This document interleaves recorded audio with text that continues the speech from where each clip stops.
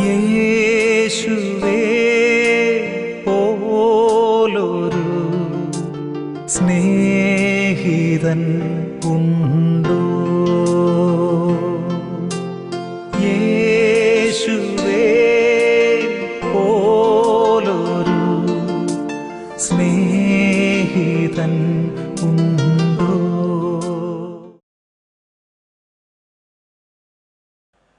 ദൈവത്തിൻ്റെ അതിപരിശുദ്ധമായ നാമം വാഴ്ത്തപ്പെടുമാറാകട്ടെ. വെളിപ്പാട് പുസ്തകത്തിൽ നിന്നുള്ള പ്രഭാഷണങ്ങളാണ് നിങ്ങൾ ശ്രദ്ധിച്ചു കൊണ്ടിരിക്കുന്നത്. ഇത് വെളിപ്പാട് പുസ്തകത്തിലെ നിന്നുള്ള പ്രഭാഷണത്തിലെ മൂന്നാമത്തെ പ്രഭാഷണമാണ്. ഇന്നത്തെ നമ്മുടെ ചിന്തയ്ക്കായിട്ട് വെളിപ്പാട് പുസ്തകം 1-ാം അധ്യായത്തിലേക്ക് നമ്മുടെ ശ്രദ്ധയെ തിരിക്കാം. വെളിപ്പാട് പുസ്തകം 1-ാം അധ്യായം 6 മുതലുള്ള വാക്യങ്ങൾ.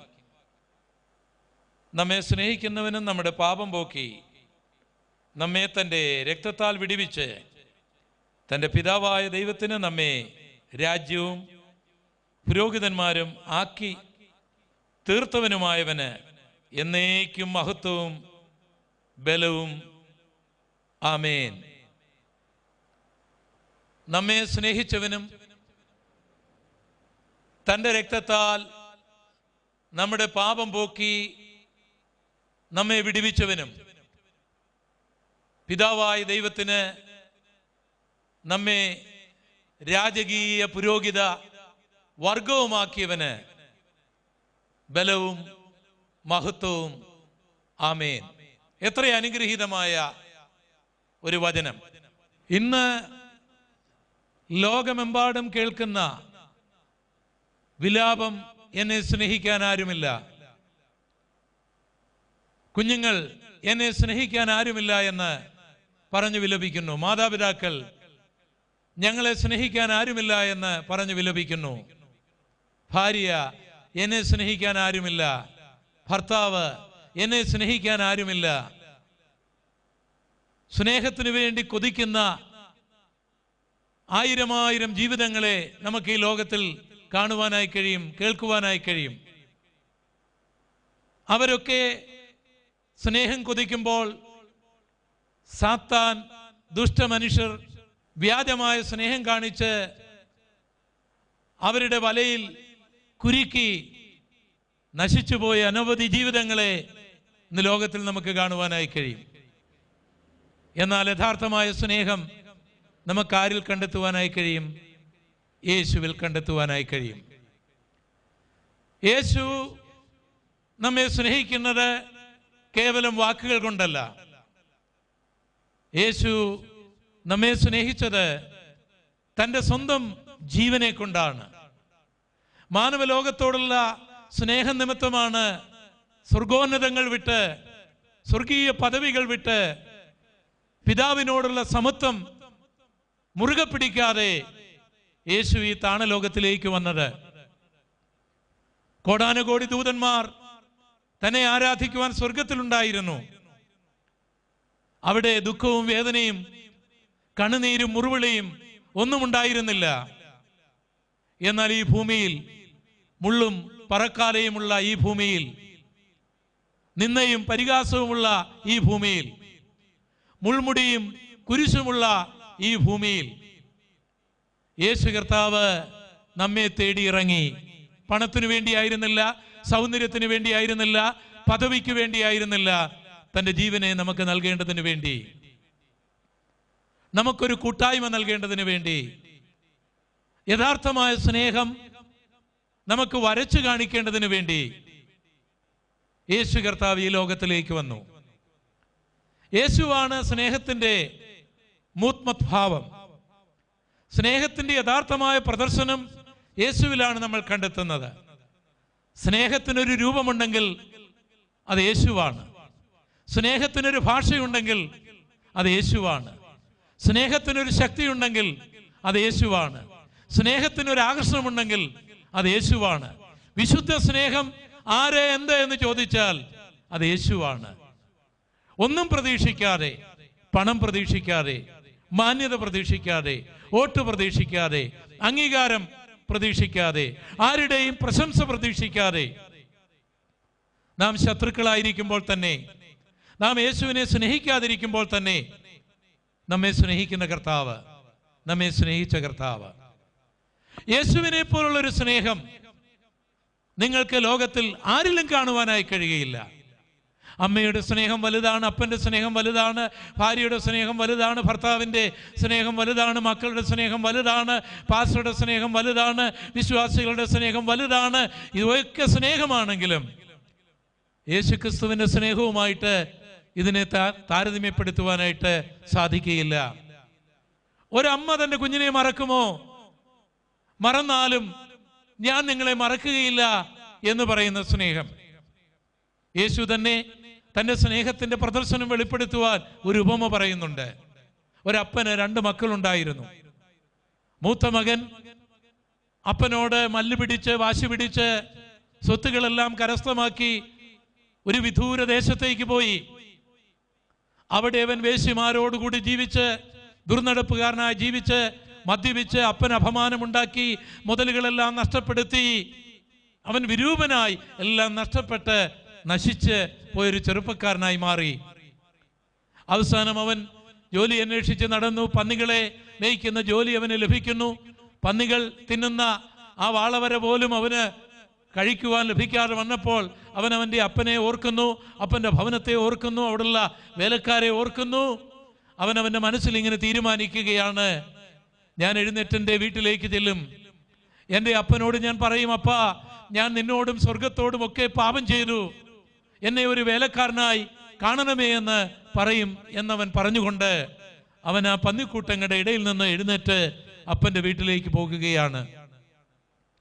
കീറിപ്പറിഞ്ഞ വസ്ത്രവും ഒട്ടിയ വയറും കൺതടങ്ങൾ കുഴിഞ്ഞ് കവിളുകൾ ഒട്ടി വാരിയില്ലുകൾ തെളിഞ്ഞൊരു പേക്കോലമായ ആ ചെറുപ്പക്കാരൻ ഇങ്ങനെ നടന്നു ചെല്ലുന്നത് വളരെ വിദൂരയിൽ വെച്ച് തന്നെ അവൻ്റെ അപ്പൻ കണ്ടു. അപ്പൻ അവൻ്റെ അടുക്കലേക്ക് ഓടിച്ചെന്നിട്ട് അവനെ കെട്ടിപ്പിടിച്ചവനെ ചുംബിച്ച് അവനെ മകനായി അംഗീകരിക്കുകയാണ്. വലിയ വിരുന്ന് അവിടെ നടത്തുകയാണ്. വലിയ സന്തോഷം അവിടെ ഉണ്ടാകുകയാണ്. നീ മദ്യപിച്ച് നടന്നവനല്ലേ, നീ എന്നെ അപമാനിച്ചതല്ലേ, നീ എൻ്റെ മുതലുകളെല്ലാം നഷ്ടപ്പെടുത്തിയില്ലേ, നീ ദുർനടപ്പുകാരനല്ലേ, നീ എൻ്റെ കുടുംബത്തിന് നാണക്കേട് വരുത്തിയില്ലേ, ഇനി നിന്നെ എനിക്ക് വേണ്ട എന്ന് പറയുന്ന ഒരപ്പനെയല്ല, ആ മകന് വേണ്ടി കാത്തിരുന്ന് ആ മകനെ മാറോടണയ്ക്കുന്ന ഒരപ്പൻ്റെ കഥ യേശു കർത്താവ് പറയുന്നുണ്ട്. ദൈവസ്നേഹം പ്രദർശിപ്പിക്കേണ്ടതിന് വേണ്ടി മുടിയമ്പുത്തൻ്റെ കഥ. എന്നാൽ വാത്സല്യ യുവാവേ, ഒരുപക്ഷെ നീ നിന്റെ ഭവനത്തിൽ നിന്ന്, നീ നിന്റെ സഭയിൽ നിന്ന്, നീ നിന്റെ ദൈവത്തിൻ്റെ അടുക്കൽ നിന്ന് വളരെ വളരെ വിദൂരയിലായിരിക്കാം. മദ്യപാനത്തിൻ്റെയും പാപത്തിൻ്റെയും എല്ലാം നീർച്ചുഴിയിൽ അകപ്പെട്ട എല്ലാം നഷ്ടപ്പെട്ടവനായി, ദൈവനാമം ദുഷിപ്പിച്ചവനായി, കുടുംബത്തിന് സൽകീർത്തി നഷ്ടപ്പെടുത്തിയവനായി, മുതലുകൾ നഷ്ടപ്പെടുത്തിയവനായി ജീവിക്കുന്ന ഒരു വ്യക്തിയായിരിക്കാം. ഇനി എന്നെ ആരെങ്കിലും സ്നേഹിക്കുമോ, അപ്പൻ എന്നെ സ്നേഹിക്കുമോ, അമ്മ എന്നെ സ്നേഹിക്കുമോ, ഭവനത്തിലേക്ക് എന്നെ സ്വാഗതം ചെയ്യുമോ, സഭയിലേക്ക് എന്നെ ഉൾക്കൊള്ളുമോ, ദൈവം എന്നെ സ്നേഹിക്കുമോ, കരുതുമോ, സ്വീകരിക്കുമോ, ഞാൻ പാപിയല്ലേ, കുറ്റവാളിയല്ലേ, ഞാൻ ഇത്രയും തെറ്റുകളുമൊക്കെ ചെയ്തില്ലേ എന്നൊരുപക്ഷേ നിന്റെ മനസ്സാക്ഷി പറയുന്നുണ്ടാവാം. പക്ഷേ ദൈവത്തിൻ്റെ സ്നേഹം അതിൻ്റെ ആഴം നിനക്കറിഞ്ഞുകൂടാ. കരുണാസമ്പന്നനായ ദൈവം യേശു പറഞ്ഞ കഥയിലെ പിതാവിനെ പോലെ നിന്റെ മടങ്ങി വരവിന് വേണ്ടി കാത്തിരിക്കുകയാണ്. ആ പിതാവ് തന്റെ കരം നീട്ടി നിന്നെ ആശ്ലേഷിക്കുവാൻ കാത്തിരിക്കുകയാണ്. നിനക്ക് നഷ്ടപ്പെട്ടതെല്ലാം തിരികെ തന്ന് നിന്നെ ഒരു മകനാക്കി തീർക്കുവാൻ ഉള്ള ദൈവത്തിന്റെ സ്നേഹം. ബൈബിൾ ആ സ്നേഹത്തെക്കുറിച്ച് പറയുന്നത് ശ്രദ്ധിക്കുക.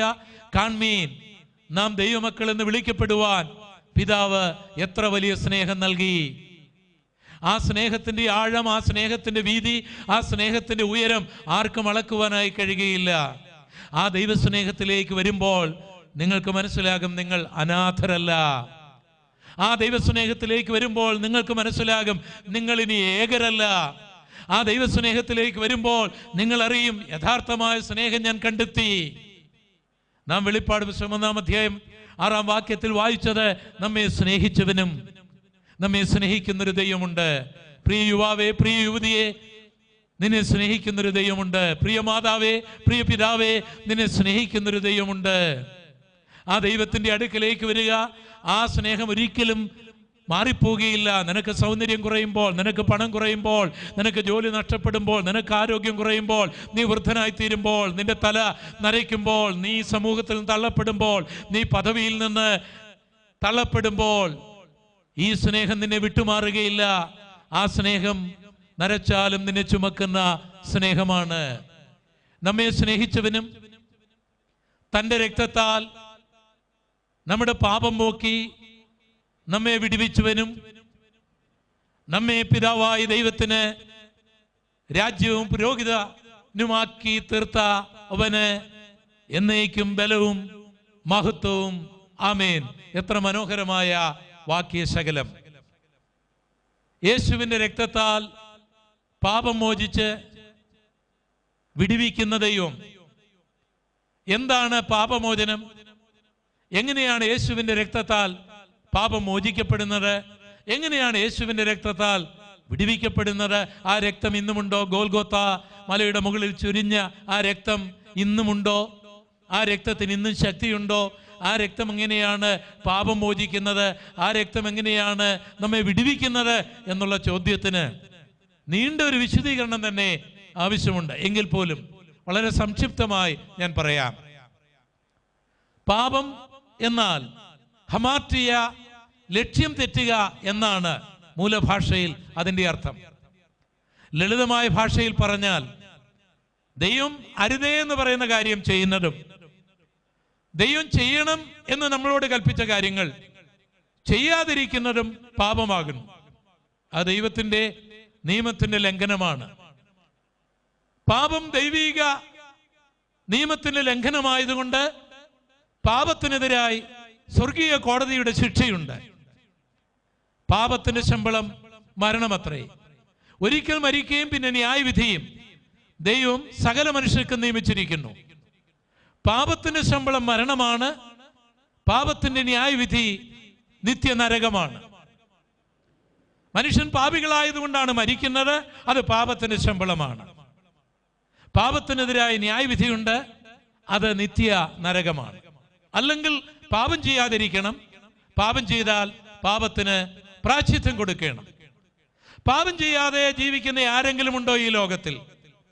ഈ പ്രസംഗിക്കുന്ന ഞാൻ ഉൾപ്പെടെ ഭൂമിയിൽ ആരെങ്കിലും ഞാൻ ഒരു പാപവും ചെയ്തിട്ടില്ല എന്ന് പറയുവാൻ കഴിയുമോ? നിശ്ചയമായിട്ടും അങ്ങനെ പറയുന്ന ധാരാളം മാനസിക രോഗികളുണ്ട്. അങ്ങനെ പറയുന്ന മഹാപാപികളുമുണ്ട്. സ്ത്രീ പുരുഷ ബന്ധത്താൽ ജനിച്ച ഒരു വ്യക്തിയും ഞാൻ ഇതുവരെയും ഒരു പാപവും ചെയ്തിട്ടില്ല, ഞാൻ പാപിയല്ല എന്ന് പറയണമെങ്കിൽ അവൻ സ്വയം അവൻ്റെ മനസാക്ഷിയെയും ആത്മാവിനെയും വഞ്ചിച്ചിട്ട് മാത്രമേ അവനത് പറയുവാനായിട്ട് കഴിയുകയുള്ളൂ. ബൈബിൾ പറയുന്നു, നീതിമാൻ ആരുമില്ല, ഒരുത്തൻ പോലുമില്ല, ഒരുത്തൻ പോലുമില്ല. ഒരുപക്ഷെ നിങ്ങൾ കൊലപാതകം ചെയ്തിട്ടുണ്ടാവുകയില്ല, പക്ഷേ മറ്റേതെങ്കിലും പാപങ്ങൾ ചെയ്തിട്ടുണ്ടാവും. ഒരുപക്ഷെ വ്യഭിചാരം ചെയ്തിട്ടുണ്ടാകുകയില്ല, പക്ഷേ കള്ളം പറഞ്ഞിട്ടുണ്ടാവും. ഒരുപക്ഷെ കള്ളം പറഞ്ഞിട്ടുണ്ടാകുകയില്ല, പക്ഷെ മോഷ്ടിച്ചിട്ടുണ്ടാവാം. എന്തെങ്കിലും പാപമൊക്കെ മനുഷ്യ ജീവിതത്തിൽ കാട്ടിക്കൂട്ടിയിട്ടുണ്ട്. അതുകൊണ്ട് പാപിയല്ലാത്ത ഒരുവനും ഭൂമിയിലില്ല. ആകയാൽ അവൻ മരിക്കണം. അവൻ സ്വർഗീയ കോടതിയുടെ മുൻപിൽ വിധിക്കപ്പെട്ട് നിത്യനരകത്തിലേക്ക് പോകണം. അല്ലെങ്കിൽ അവൻ പാപത്തിന് പ്രായശ്ചിത്തം കെട്ടിവെക്കണം. സ്വർഗത്തിലെ ദൈവത്തിന്, പ്രപഞ്ചത്തിന്റെ സൃഷ്ടിതാവായ ദൈവത്തിന് മനുഷ്യന് പ്രായശ്ചിത്തമായി കൊടുക്കുവാനായിട്ട് എന്തെങ്കിലും ഉണ്ടോ? സ്വർണം കൊടുത്താൽ അത് അവൻ്റേതാകുമോ? ദൈവം പറയുകയില്ലേ, ഞാനല്ലേ സൃഷ്ടിച്ചതെന്ന്. പാലും പഴവും കൊടുത്താൽ പ്രായശ്ചിത്തമാകുമോ?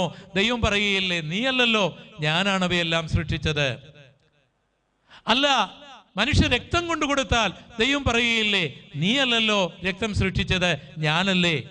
മനുഷ്യൻ അവൻ്റെ പാപത്തിൻ്റെ പ്രായശ്ചിത്തത്തിനായി അവൻ്റെ കണ്ണോ അവൻ്റെ ഹൃദയമോ എടുത്തു കൊടുത്താലും അത് അവൻ്റേതാകുമോ? അവൻ സൃഷ്ടിച്ചതല്ലല്ലോ. അല്ല, മനുഷ്യൻ അവൻ്റെ പാപത്തിൻ്റെ പ്രായശ്ചിത്തത്തിനായി അവൻ്റെ സ്വന്തം പേരിലുള്ള 1000 ഏക്കർ സ്ഥലം അന്നദാനമായിട്ട് പാവപ്പെട്ടവർക്ക് കൊടുത്താൽ അത് പാപത്തിന് പ്രായശ്ചിത്തമാകുമോ? ദൈവം അത് അംഗീകരിക്കുമോ? ഇല്ല. കാരണം ഈ 1000 ഏക്കർ സ്ഥലം അവൻ സൃഷ്ടിച്ചതല്ലല്ലോ. ചുരുക്കി പറഞ്ഞാൽ നമുക്ക് മനുഷ്യന് കൊടുക്കുവാൻ ധാരാളം കാര്യങ്ങളുണ്ട്, മതത്തിന് കൊടുക്കുവാനും വളരെയധികം കാര്യമുണ്ട്. പക്ഷേ ദൈവത്തിന് കൊടുക്കുവാൻ നമ്മുടെ പക്കൽ ഒന്നുമില്ല. കാരണം എല്ലാം ദൈവത്തിൻ്റെതാണ്. നാം സൃഷ്ടിച്ചതായി നമ്മുടേതെന്ന് പറയുവാൻ നമുക്കൊന്നുമില്ല. അങ്ങനെ എങ്കിൽ മനുഷ്യന് ദൈവത്തിന്റെ കോടതിയിൽ പ്രായശ്ചിത്തമായി കൊടുക്കുവാൻ ഒന്നുമില്ല. അവൻ പാപിയുമാണ്, അവന് പ്രായശ്ചിത്തമായി കൊടുക്കുവാൻ ഒന്നുമില്ലെങ്കിൽ പിന്നെ അവൻ ശിക്ഷിക്കപ്പെട്ടേ മതിയാകൂ. ഇനി അവനത് സാധിക്കുകയില്ലെങ്കിൽ മറ്റാരെങ്കിലും അവന്റെ പാപത്തിന് പ്രായശ്ചിത്തമായി കൊടുത്താലും അവന് രക്ഷപ്പെടാം. അങ്ങനെ ആരെങ്കിലും ഉണ്ടോ? അങ്ങനെ നമ്മുടെ പാപത്തിന്റെ പ്രായശ്ചിത്തത്തിനായി നമ്മുടെ പിതാവിന്, മാതാവിന്, നമ്മുടെ ഭാര്യയ്ക്ക്, മക്കൾക്ക്, ഭർത്താവിന്, പാസ്റ്റർക്ക്, വിശ്വാസികൾക്ക്, ഭരണകർത്താക്കൾക്ക്, ആർക്കെങ്കിലും നമുക്ക് വേണ്ടി നമ്മുടെ പാപത്തിന്റെ പ്രായശ്ചിത്തത്തിനായി എന്തെങ്കിലും ദൈവസന്നിധിയിൽ കൊടുക്കുവാൻ അവരുടെ പക്കൽ വല്ലതുമുണ്ടോ? നമ്മെപ്പോലെ ദൈവത്തിന് കൊടുക്കുവാൻ അവരുടെ പക്കലുമില്ല. പിന്നെ എങ്ങനെ പാപം മോചിക്കപ്പെടും? പിന്നെ എങ്ങനെ പാപത്തിന് പ്രായശ്ചിത്തമുണ്ടാകും? മനുഷ്യന്റെ ഈ ശോചനീയമായ അവസ്ഥ കണ്ട ദൈവം മനുഷ്യനായി അവതരിച്ച് തൻ്റെ രക്തം സ്വർഗീയ കോടതിയിൽ മനുഷ്യന്റെ പാപത്തിന്റെ പരിഹാരത്തിനായിട്ട് കെട്ടിവെക്കുവാനായി തീരുമാനിച്ചു. അങ്ങനെ സ്വർഗത്തിന്റെ മണിമകുടമായിരുന്ന, ദൂതന്മാരുടെ ആരാധ്യപുരുഷനായിരുന്ന, അഖിലാണ്ടത്തിന്റെ സൃഷ്ടിതാവായിരുന്ന, സനാതനനായിരുന്ന, അടുത്തുകൂടാത്ത വെളിച്ചത്തിൽ വസിച്ച ദൈവം മനുഷ്യനെ രക്ഷിക്കുവാനായിട്ട് ഒരു മനുഷ്യനായിട്ട് ഈ ലോകത്തിലേക്ക് വന്നു. 33.5 വർഷം ഈ ഭൂമിയിൽ ജീവിച്ചു. മരിച്ചവരെ ഉയർപ്പിച്ചു, ഊമരെ സംസാരിപ്പിച്ചു, ചെകിടരെ കേൾപ്പിച്ചു, മുടന്തരെ നടത്തുമാറാക്കി, 5 അപ്പം കൊണ്ട് 5000 പോഷിപ്പിച്ചു. ഇതൊക്കെ അത്ഭുതമായിരുന്നെങ്കിലും ഏറ്റവും വലിയ അത്ഭുതം മാനവലോകത്തിന്റെ പാപത്തിന്റെ പരിഹാരത്തിനായി സ്വർഗീയ കോടതിയിൽ അവന്റെ പാപത്തിന്റെ പരിഹാരത്തിന്റെ പ്രായശ്ചിത്തം കെട്ടിവെക്കേണ്ടതിന് തൻ്റെ ശുദ്ധമായ, പാപരഹിതമായ, പാവനമായ രക്തം ഒരു ബലിമൃഗം യാഗമാകുന്നതിന് പോലെ ഗോൽഗോത്ത മലയുടെ മുകളിൽ യാഗമായി തൻ്റെ രക്തം ഒഴുക്കി കൊടുക്കുകയുണ്ടായി. ആ രക്തം സ്വർഗീയ കോടതിയിൽ കൊണ്ടുപോയി കെട്ടിവെച്ചു. എന്നിട്ട് കർത്താവ് സ്വർഗീയ കോടതിയിൽ ന്യായാധിപനായ ദൈവത്തോട് ഇങ്ങനെ പറഞ്ഞു: ദൈവമേ, മനുഷ്യർ പാപികളാണ്, അതുകൊണ്ട് അവർ മരിക്കണം, അതുകൊണ്ട് അവർ ശിക്ഷിക്കപ്പെട്ട് നരകത്തിലും പോകണം. എന്നാൽ മനുഷ്യർ അങ്ങയുടെ സൃഷ്ടിയാണല്ലോ, അവിടുന്ന് കരുണയും ദയവുമുള്ള ദൈവം. ഈ മനുഷ്യരെ രക്ഷിക്കണം. അനീതിപരമായി ആരെയും രക്ഷിക്കുവാൻ അങ്ങയ്ക്ക് കഴിയുകയില്ല, കാരണം അങ്ങ് നീതിമാനായ ദൈവമാണ്. മനുഷ്യന് അവൻ ചെയ്ത പാപത്തിന് പ്രായശ്ചിത്തമായി കൊണ്ടുവരുവാൻ അവന്റെ പക്കൽ ഒന്നുമില്ല. അവന് വേണ്ടി ഭൂമിയിൽ അവന്റെ പാപത്തിന്റെ പ്രായശ്ചിത്തമായി കൊണ്ടുവരുവാൻ കഴിവുള്ളവരും ആരുമില്ല. അതുകൊണ്ട് ദൈവമേ, എൻ്റെ രക്തം എൻ്റെ മരണത്തിലൂടെ, എൻ്റെ യാഗത്തിലൂടെ മാനവലോകത്തിന്റെ പാപത്തിന്റെ പരിഹാരത്തിനായി പ്രായശ്ചിത്തമായി ഞാൻ കൊണ്ടുവന്നിരിക്കുകയാണ്. ഈ രക്തം എൻ്റെ ജീവനാണ്. ഈ രക്തം പരിശുദ്ധമാണ്. ഈ രക്തം പാവനമാണ്. അങ്ങയുടെ ഓമനകുമാരൻ്റെയാണ് ഈ രക്തം. ഇതിനേക്കാൾ വിലയേറിയത് അങ്ങയ്ക്കൊന്നുമില്ലെന്ന് ഞാൻ കരുതുന്നു. ഞാൻ അങ്ങയുടെ ഓമന മകനാണ്. എന്നേക്കാൾ വലുതായിട്ട് അങ്ങയ്ക്ക് ഒന്നുമില്ലല്ലോ. സൂര്യനും ചന്ദ്രനും നക്ഷത്രങ്ങളും ഈ പ്രപഞ്ചവുമെല്ലാം അങ്ങയുടെ സൃഷ്ടിയാണ്. അങ്ങയ്ക്ക് ഏറ്റവും വലുത് ആയിരുന്നത് ഞാനായിരുന്നു. അങ്ങയ്ക്ക് ഏറ്റവും സ്നേഹമുണ്ടായിരുന്നത് ഞാനായിരുന്നു. പക്ഷേ എൻ്റെ ജീവൻ, എൻ്റെ രക്തം എൻ്റെ സഹോദരങ്ങൾക്ക്, മനുഷ്യർക്ക് വേണ്ടി ഞാൻ യാഗം കഴിച്ചതാ അങ്ങയുടെ കോടതിയുടെ മുൻപിൽ കൊണ്ടുവന്നിരിക്കുന്നു. ഈ രക്തം അവന്റെ പാപത്തിന്റെ പ്രായശ്ചിത്തമായിട്ട് അംഗീകരിച്ച് അവനെ പാപത്തിൽ നിന്ന് വിടുവിക്കണം എന്ന് യേശു സ്വർഗീയ കോടതിയിൽ പറഞ്ഞാൽ അതിനെ ഏത് കോടതിക്ക് നിരാകരിക്കാൻ കഴിയും? ഏത് ദൈവത്തിന് നിരാകരിക്കാൻ കഴിയും? സ്വർഗം യേശുവിൻ്റെ രക്തം പ്രായശ്ചിത്തമായിട്ട് അവിടെ അംഗീകരിച്ചു. ഇനി ഒരു മനുഷ്യൻ, ദൈവമേ, ഞാൻ പാപിയാണ്, അതുകൊണ്ട് ഞാൻ മരിക്കണം, അതുകൊണ്ട് ഞാൻ ശിക്ഷിക്കപ്പെട്ട് നരകത്തിൽ പോകണം, എൻ്റെ പാപമോചനത്തിനായിട്ടുള്ള പ്രായശ്ചിത്തം തരുവാൻ എൻ്റെ പക്കൽ ഒന്നുമില്ല, എനിക്ക് വേണ്ടി ആരുമില്ല. എന്നാൽ യേശു കർത്താവ് എനിക്ക് വേണ്ടി മരിച്ചുവെന്നും അദ്ദേഹത്തിൻ്റെ രക്തം എനിക്ക് വേണ്ടി അങ്ങയുടെ കോടതിയിൽ പ്രായശ്ചിത്തമായി കെട്ടിവെച്ചിരിക്കുന്നുവെന്നും ഞാൻ അറിയുന്നു. അത് ഞാൻ അംഗീകരിക്കുന്നു. യേശുവിനെ എൻ്റെ രക്ഷിതാവും എൻ്റെ കർത്താവുമായി ഞാൻ സ്വീകരിക്കുന്നു എന്നൊരുവൻ ആത്മാർത്ഥമായി പ്രാർത്ഥിച്ചു കഴിയുമ്പോൾ സ്വർഗീയ കോടതി ആ രക്തം അവൻ്റെ പാപത്തിൻ്റെ പ്രായശ്ചിത്തമായി അംഗീകരിച്ചുകൊണ്ട് അവനെ കുറ്റവിമുക്തനായിട്ട് പ്രഖ്യാപിക്കും. അതിന് ബൈബിൾ നീതീകരണം എന്ന് പറയുന്നു. അതാണ് വെളിപ്പാട് പുസ്തകത്തിൽ നാം വായിച്ചത്. നമ്മുടെ പാപം പോക്കി തൻ്റെ രക്തത്താൽ നമ്മളെ വിടുവിച്ചവനും നമ്മെ രാജകീയ പുരോഹിത വർഗം ആക്കിയവനും ബലവും മഹത്വവും ആമേൻ. ഈ രക്തം ഹാബേലിന്റെ രക്തത്തെക്കാൾ ഗുണകരമായി സംസാരിക്കുന്നതാണ്. ഈ രക്തം വിടുവിക്കുന്ന രക്തമാണ്. വളരെ വർഷങ്ങൾക്ക് മുൻപ് ഈജിപ്തിൽ അടിമകളായി കിടന്ന ഇസ്രായേൽ ജനത്തെ വിടുവിക്കുവാൻ ദൈവം പദ്ധതി തയ്യാറാക്കിയപ്പോൾ ഒരു പെസഹ കുഞ്ഞാടിന്റെ യാഗം ആവശ്യപ്പെട്ടു. ഊനമില്ലാത്ത 1 വയസ്സ് പ്രായമുള്ള ഒരു പെസഹ കുഞ്ഞാടിനെ അറുത്ത് അതിൻ്റെ രക്തം കട്ടളക്കാലിന്മേലും കുറുമ്പടിമേലും പൂശിയിട്ട് ആ രക്തമടയാളമായിട്ടുള്ള വീടുകളിൽ ഇരിക്കണമെന്ന് അവർക്ക് കൽപ്പനയുണ്ടായി. ചോദ്യം ചെയ്യാതെ പെസഹ കുഞ്ഞാടിനെ അറുത്ത് അതിൻ്റെ രക്തം കട്ടളക്കാലിന്മേലും കുറുമ്പടിമേലും പൂശിക്കൊണ്ട് ഒരു കൂട്ടം ആൾക്കാർ അവരുടെ കൊച്ചു കൊച്ചു വീടുകളുടെ ഉള്ളിൽ ഇരുന്നു. അന്ന് അർദ്ധരാത്രിയിൽ ഈജിപ്തിൽ വലിയൊരു ന്യായവിധിയുണ്ടായി. ഈജിപ്തിലെ ചക്രവർത്തിയുടെ ഏകജാതൻ തുടങ്ങി മൃഗങ്ങളുടെ കടിഞ്ഞൂൽ വരെ ആ രാത്രിയിൽ സംഹരിക്കപ്പെട്ടു. എന്നാൽ ആ ന്യായവിധി നടന്നപ്പോൾ രക്തം ഏതെല്ലാം വീടുകളിൽ അടയാളമായിരുന്നുവോ അവരെല്ലാം സുരക്ഷിതരാകുകയുണ്ടായി, അവരെല്ലാം വിടുവിക്കപ്പെടുകയുണ്ടായി. ഈ രക്തം പാപം പോക്കുക മാത്രമല്ല, ഈ രക്തം ഗുണകരമായി സംസാരിക്കുക മാത്രമല്ല, ഈ രക്തം വിടുവിക്കുന്ന രക്തമാണ്.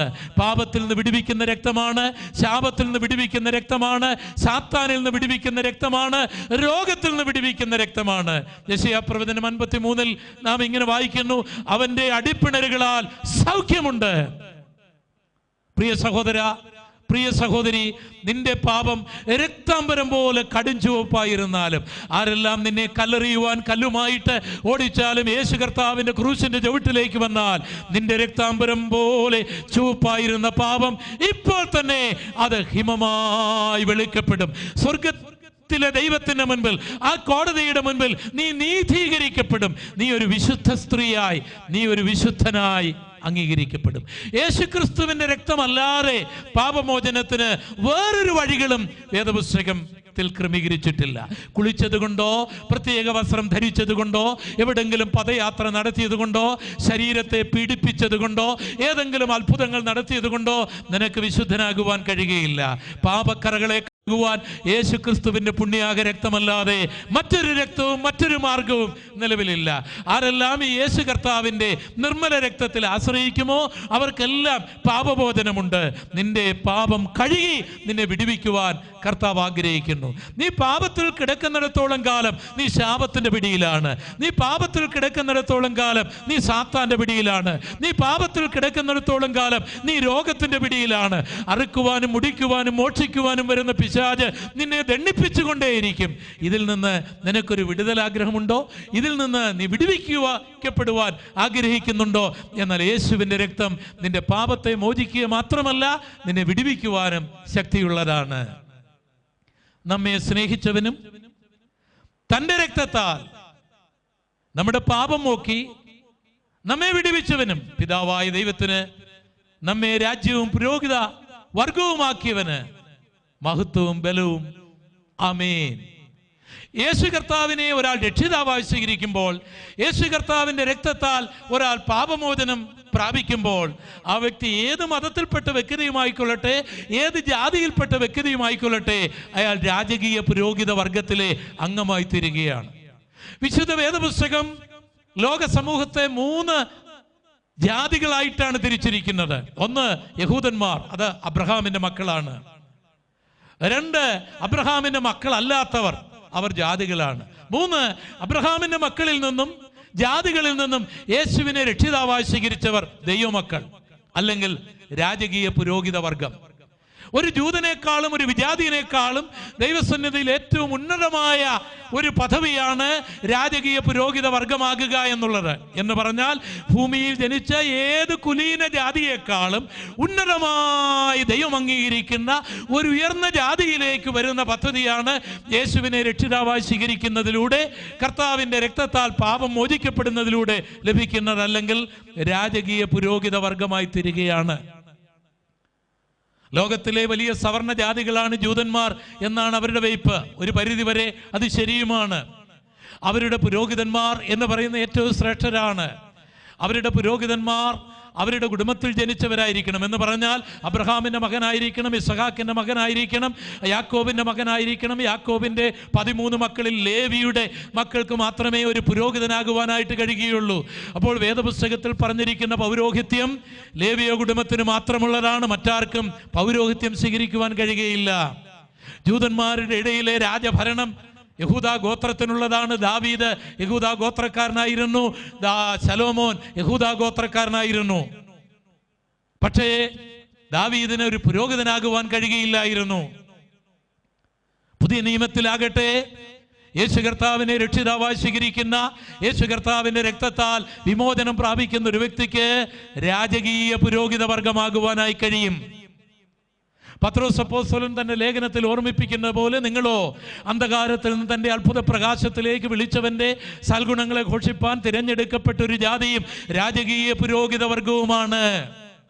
പ്രിയ സ്നേഹിത, നീ ജനിച്ച നിന്റെ മതം അല്ലെങ്കിൽ നീ ജനിച്ച നിന്റെ വർഗം നിന്റെ മനസാക്ഷിയെ നിന്നെ വേദനപ്പെടുത്തുന്നെങ്കിൽ, കുറ്റപ്പെടുത്തുന്നെങ്കിൽ, നീ ആരോ താണവനാണെന്നുള്ള ഒരു കുറ്റബോധം ആ ശമരിയക്കാരിക്കുണ്ടായതുപോലെ നിനക്ക് തോന്നുന്നെങ്കിൽ, യേശു കർത്താവിൻ്റെ വചനത്തിൻ്റെ അടിസ്ഥാനത്തിൽ ഞാൻ നിന്നോട് പറയട്ടെ, ലോകത്തിലേത് കുലീന കുടുംബത്തിൽ ജനിച്ച വ്യക്തിയെക്കാളും സ്വർഗം അംഗീകരിക്കുന്ന ഒരു വലിയ കുലീനതയിലേക്ക് നിന്നെ നയിക്കുവാൻ യേശു കർത്താവിൻ്റെ രക്തത്തിന് കഴിയും. യേശു കർത്താവിന് കഴിയും. രാജകീയ പുരോഹിത വർഗമാകുവാനായി കഴിയും. അബ്രഹാമിൻ്റെ മക്കൾക്കെല്ലാം രാജാക്കന്മാരും പുരോഹിതന്മാരുമാകുവാനായി കഴിഞ്ഞില്ലെങ്കിൽ നിങ്ങൾക്ക് രാജകീയ പുരോഹിത വർഗമാകുവാനായി കഴിയും. അതിന് അക്ഷരീകമായൊരർത്ഥമുണ്ട്.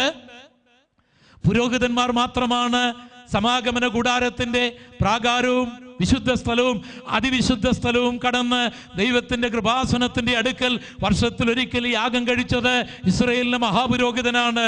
പുതിയ നിയമത്തിൽ യേശു കർത്താവിനെ രക്ഷിതാവായി സ്വീകരിച്ച ഒരു ദൈവപൈതലിനെ ദൈവമവനെ പുരോഹിതനാക്കിയത് കൊണ്ട് അവന് ദൈവത്തിൻ്റെ കൃപാസനത്തിൻ്റെ അടുക്കൽ വർഷത്തിലൊരിക്കൽ മാത്രമല്ല ഏത് നിമിഷവും കടന്നു എന്ന് അബ്ബാ പിതാവേ എന്ന് വിളിക്കുവാനുള്ള പുത്രത്വത്തിൻ്റെ അവകാശം ദൈവം അവന് കൊടുത്തിരിക്കുകയാണ്.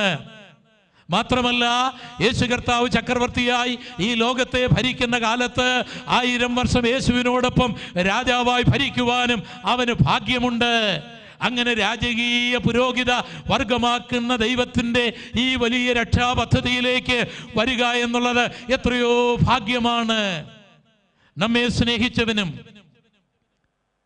നമ്മെ തൻ്റെ രക്തത്താൽ പാപം പോക്കി വിടുവിച്ചവനും നമ്മെ രാജകീയ പുരോഹിത വർഗമാക്കിയവനും മഹത്വവും ബലവും, ആമേൻ, മഹത്വം സ്വീകരിപ്പാൻ, ബലം സ്വീകരിപ്പാൻ, ജ്ഞാനം സ്വീകരിപ്പാൻ ആകാശത്തിന് കീഴിൽ മനുഷ്യരുടെ ഇടയിൽ ആരെങ്കിലും ഉണ്ടെങ്കിൽ അത് നസ്രയനായ യേശുവാണ്.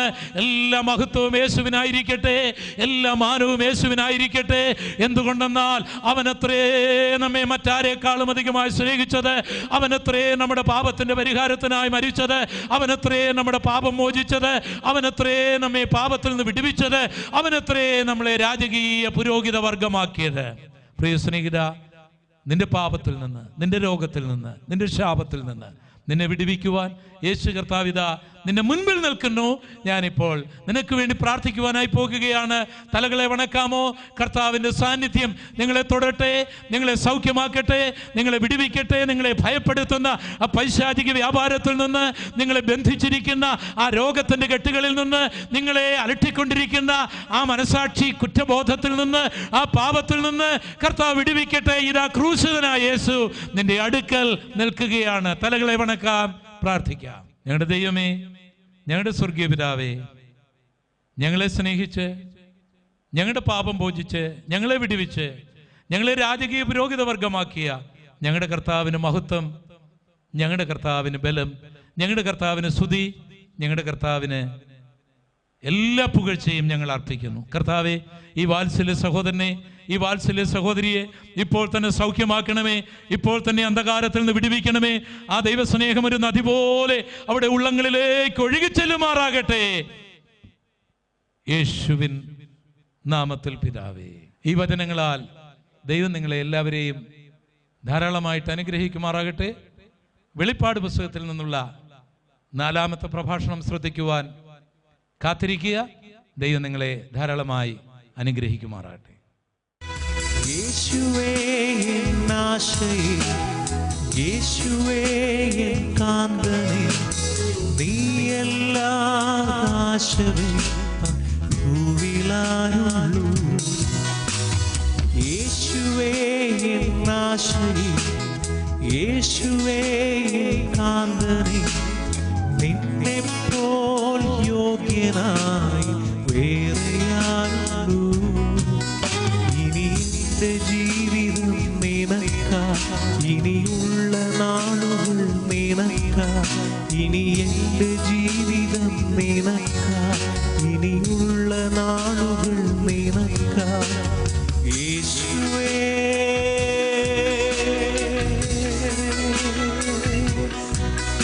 എന്നാദരേ,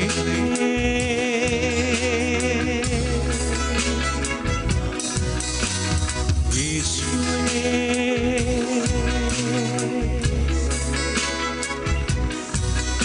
എന്നാദരേ.